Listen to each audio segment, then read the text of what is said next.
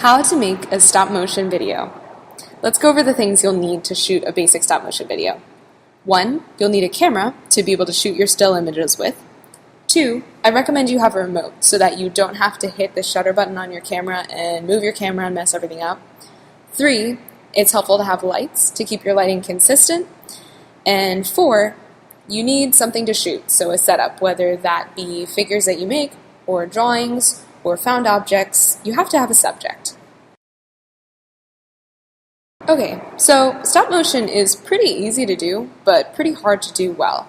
This can make it a fun art form to learn, as it's pretty accessible, but there are a lot of ways to grow your stop motion skills as you learn how to do different things. So stop motion is pretty simple in concept.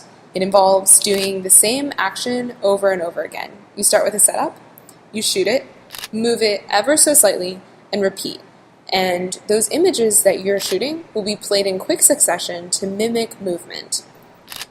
So because of this, it's super important to keep the placement consistent on a lot of things.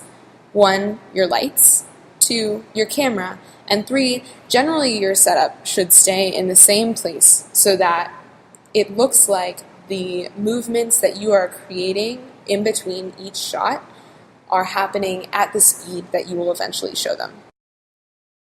Because of how much time and effort is going into each tenth of a second in a stop motion film, it's really important to have a lot of attention to detail. And because of this, it can be helpful to have a computer screen set up with your camera so that you can see what you're shooting at size as you're shooting it.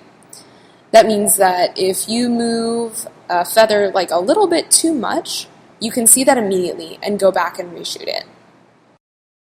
Stop motion is really neat and unique in the way that it takes hours of time to create seconds or minutes of footage for the finished product.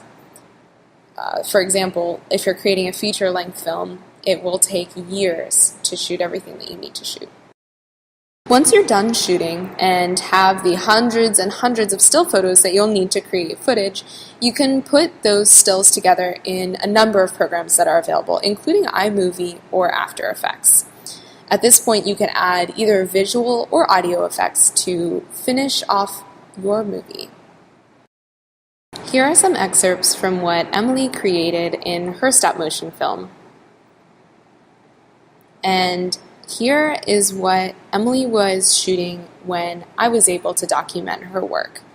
The small movements that she was making in the birds mimic the way that wind would ruffle their feathers. So you can see the amount of work that she put into just a very subtle effect at the end.